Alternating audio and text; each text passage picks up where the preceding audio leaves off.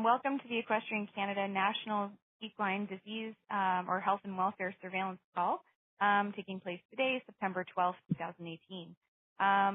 So we are going to get started. The purpose of this call is to ensure that all of our stakeholders across Canada have information that they need, whether it's on disease or happenings within the industry, new rules, new things that people would need to know.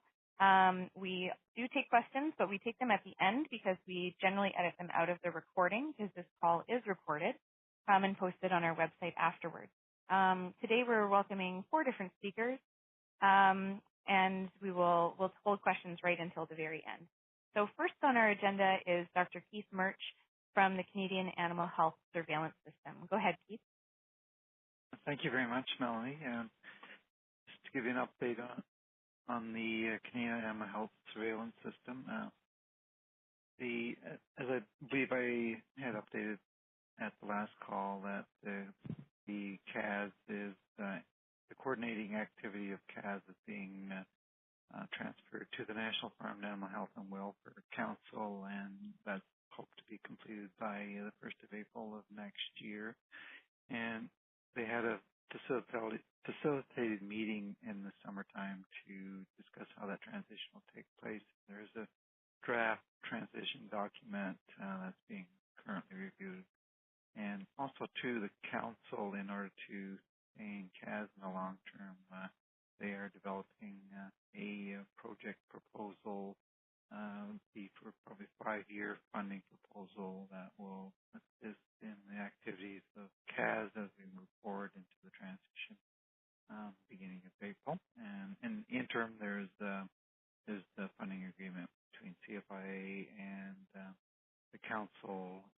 It's not officially approved yet, but it is in the works as well for the interim activities of CAS. So also, too, earlier in the year, we sent out an electronic survey to all the CAS members of the Equine Network to look at their priorities were and what action plans, and that would also help to develop the long-term project proposal for CAS. And what came out of that was there's a number of action items that were important to the Equine Network group. I'll just briefly go over the first 4, and one was to work with the Council of Chief Veterinary Officers and others to ensure timely sharing of notifiable diseases. And CAS did have a meeting with the Chief Veterinary Officers, and they agreed in principle to develop a mechanism for sharing notifiable diseases as we move forward in this.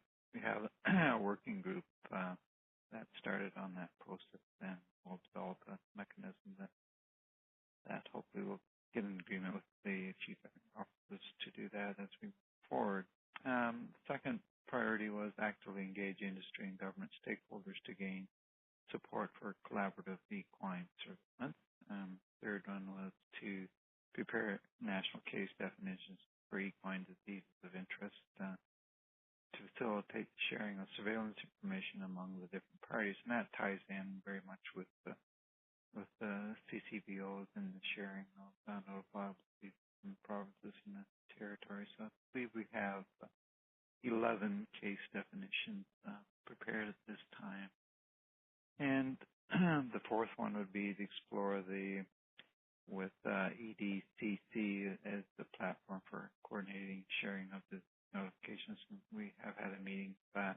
And also, too, as we progress with our subgroup on the sharing of notifiable diseases, then we'll expand our contact with the EDCC. And also, too, I guess we have a CAS Equine Network meeting today at 1, which so we're giving an update to the owning members of CAS at that time. So that's my report, Melanie. Okay, thank you. All right, so we will hold questions. I'm going to give so Dr. Melanie Barham will give the Equestrian Canada Health and Welfare Committee update. Not a huge amount to update on since the last month. Since it is summer, everybody's busy with lots of initiatives, horse shows, and that kind of thing.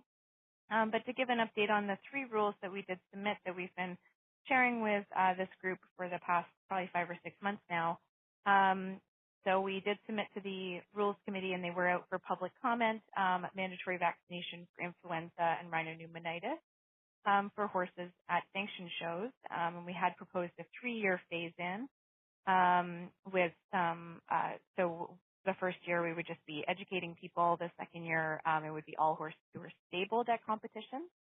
And then the third year would be all horses who are at sanctioned shows would require that vaccination. This is based on risk-based and evidence-based, risk and evidence-based assessments, and trying to also keep up with other jurisdictions that have already required this for several years. The second rule was on noseband tightness. We've put that one through as well to look at standardizing that across all competitions. And then the final one was to tighten up our rule on having a veterinarian. There already is a rule on having a veterinarian associated with events, but we had recommended that be furthered a little bit by adding in the requirement to have a written contract with a veterinarian, because there were some instances where there was a verbal agreement but not a written agreement, and that caused some challenges, and we need to make sure that there's always somebody available. Those are the big updates that we have from the Health and Welfare Committee. So the next person I'd like to hand it over to is Dr. Alison Moore, who works with the Ontario Ministry of Agriculture, Food and Rural Affairs, and is also our Ontario Animal Health Network equine co-lead. And Alison's going to give an overview of the Eastern equine encephalitis issues outbreaks that we've been having. I guess I don't know if we call it an outbreak per se, but Alison, I'll let you take it away. All right, thanks. Can you hear me? Yep. Okay, perfect. So I'm just going to talk briefly about our EEE issues, as Melanie stated. So this year, to date, we've had 8 confirmed cases of Eastern equine encephalitis. However, we've had probably twice as many suspect cases, all from the same area. So mainly we've been dealing with the issue, or we've only had reported cases in the southern part of the province. We've had 4 from the regional municipality of Niagara, 3 from Haldimand County, and 1 from the regional municipality of Hamilton. But the actual horses themselves, although they are in 3 separate counties or municipalities, they are relatively close to one another and sort of share similar habitats, if you will, which I'll get into in a minute. The ages have ranged this year from 1.5 months old foal to horses 18 years of age. And this is compared to our previous outbreak that we had in 2014. We've had a couple of very young horses. And what makes that a little complicated in terms of diagnosis is that they don't develop a strong antibody response when they're young. So we've actually diagnosed them on PCR testing, or looking at for the viral proteins in the brain. One of them did come back with a negative IgM, which is our normal test, and that was likely because it was too young to produce a response. So I think that's good for veterinarians to know. Typically, the clinical signs are relatively similar amongst affected horses. There's often a fever, although that may be missed acutely, and then the horses develop what we call ataxia, which is kind of a staggering gait. They can't walk in a straight line, kind of look like they're drunk, and then they're quickly become recumbent, where they can't stand up. And often horses are just found recumbent in a field, particularly if they live outside 24/7.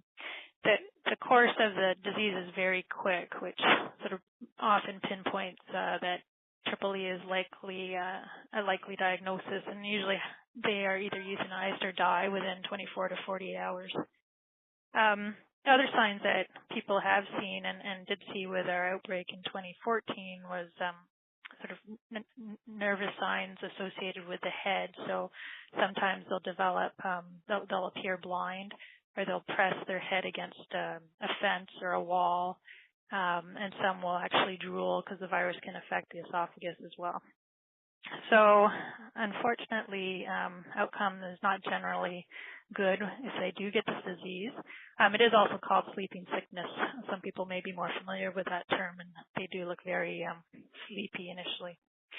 In terms of diagnosis, the veterinarian will usually take a blood sample initially, and they'll send that off for an antibody response, but it's a particular antibody response called an IgM. Unfortunately, it takes 2 weeks because I think everybody uses the same lab in the States, and it's just not a very fast turnaround time, so just be warned of that.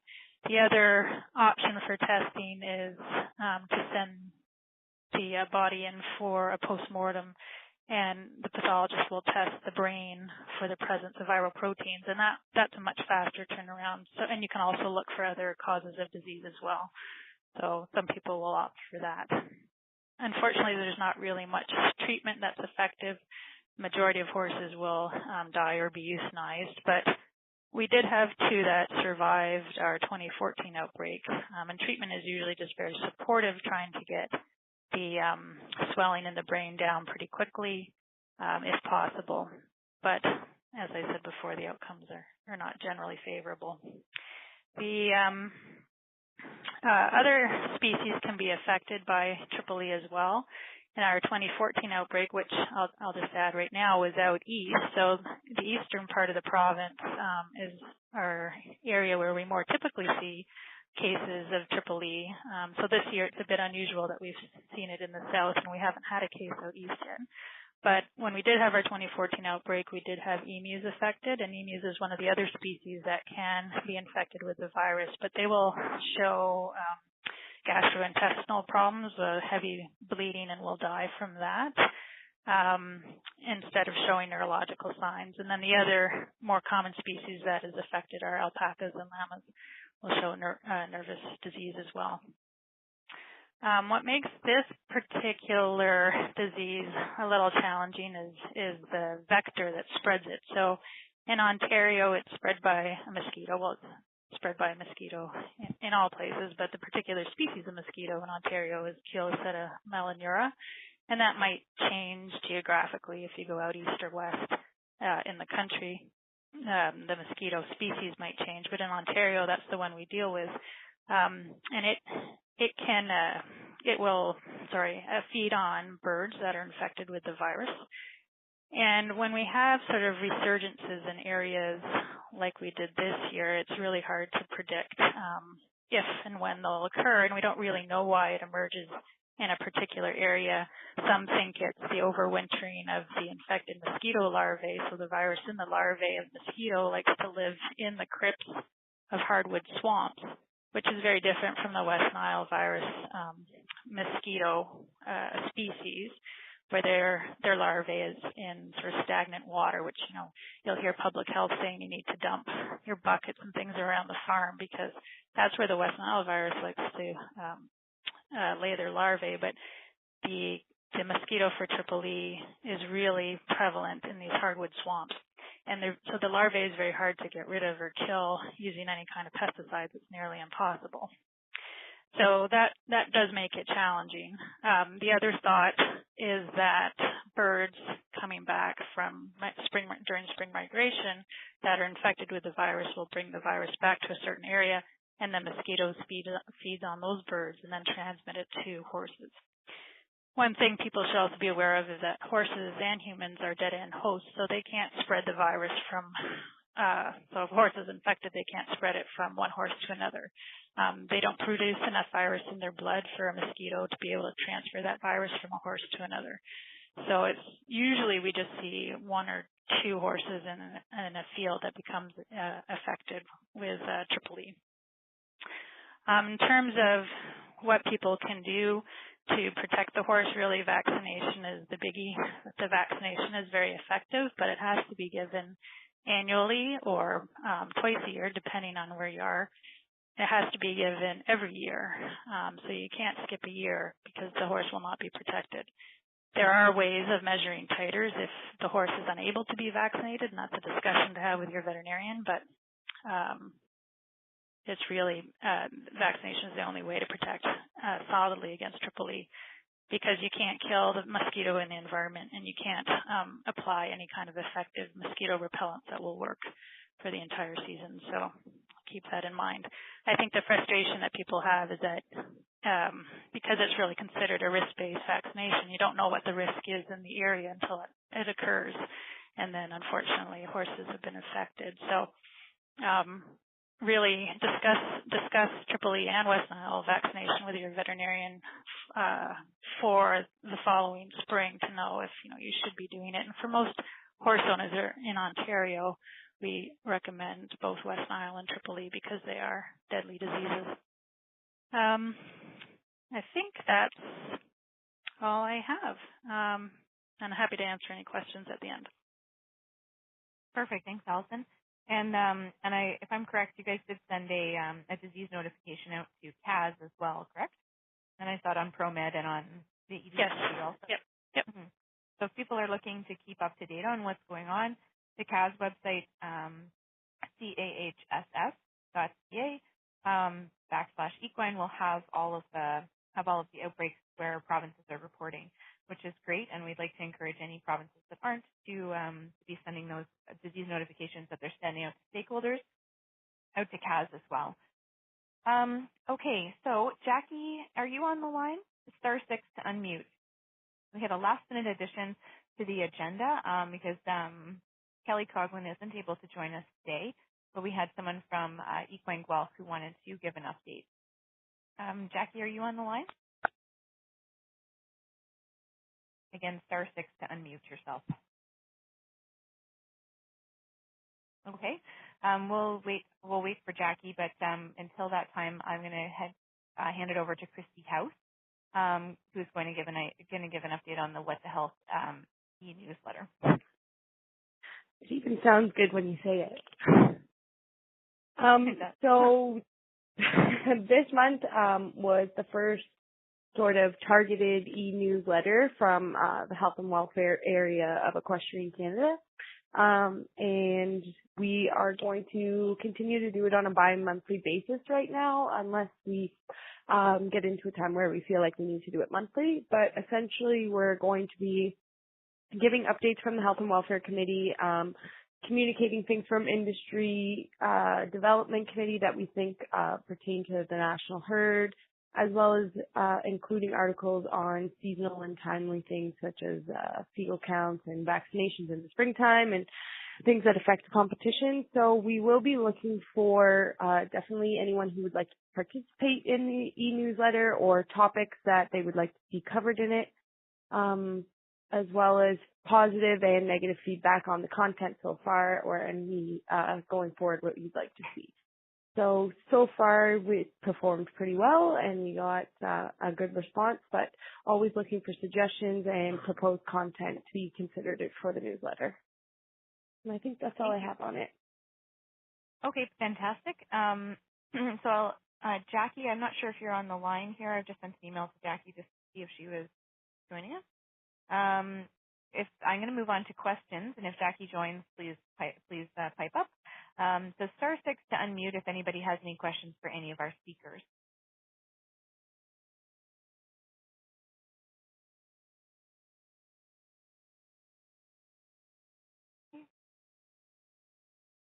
Okay. So if we haven't heard from Jackie, I'll just read out what she'd included in her email, that she was going to be discussing Equine Guelph has 2 upcoming short courses offered through the horse portal that would be of interest to the industry on health and welfare. So the first one is the new National Biosecurity Standard, as well as Canada's Code of Practice are included in the Horse Care and Welfare short course, which starts September 17th, runs till October 5th. And then Sickness Prevention in Horses based on Canada's Biosecurity Standard, which runs October 15th to 26th. And they can all be located through the horse portal, which is www.thehorseportal.ca. And any questions can be filtered through Jackie or Equine Guelph at any of their email addresses or online.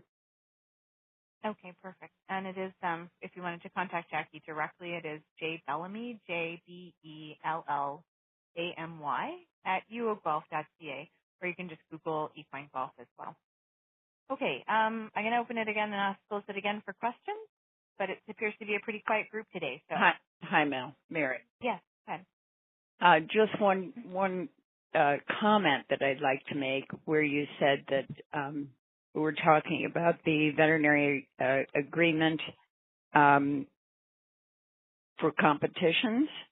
I think the problem is that there have been several instances where there has been neither a verbal nor a written agreement with the veterinarian, and that in actual fact the veterinarian who is listed as the veterinarian on call had no idea that they were being listed as the veterinarian on call. I think that's the reason that's one of the concerns we had for competition. Yes. Yeah. Thank you for elaborating on that, Mary. Okay. Perfect. Yeah, and that's an important thing to note why we did suggest that rule. Are there any other questions or comments? Or Mary, did you want to add anything else? Well, I'm certainly hoping that we will be able to have something going forward regarding the vaccination rule, as we all know. And I think that we have a lot more, certainly veterinarians, and from what we've perceived from the feedback, I think that you've been receiving for health and welfare, a lot more concern about diseases that where the spread can be limited by vaccination than a concern about equine infectious anemia. I think I'm right in that. I think absolutely. We've received a lot of feedback from individual stakeholders as well as provincial support organizations as well as other groups who have, said that they would really appreciate a rule on this, as well as from other committees on Equestrian Canada. It's something that we've been trying to get through for, trying to work on for a long time. And I think that the evidence supports that it is, it's one thing that we can do to reduce the risk of infectious disease at events. Of course, biosecurity, you can't have vaccinations without, it's good to have vaccines, but there are other measures as well. This is why we're promoting a biosecurity plan at all events, and that is a requirement for competitions to have that under their emergency action plan. They should have that, and that's why we provided the training this year. But in addition to that, another very certain thing that we can do to reduce the risk of infectious disease is through vaccination, which most of us should be doing in it already. If that kind of adds to the conversation. I think that's great. Are there any other comments or questions that anyone would like to add?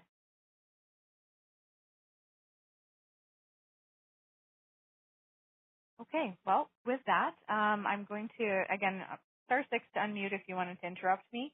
But with that, I think we'll conclude. If there are any comments or questions afterwards, they can be forwarded to Christy House at khouse, House, at equestrian.ca, and we will respond to everything. We will provide a response and take a look at it to the committee.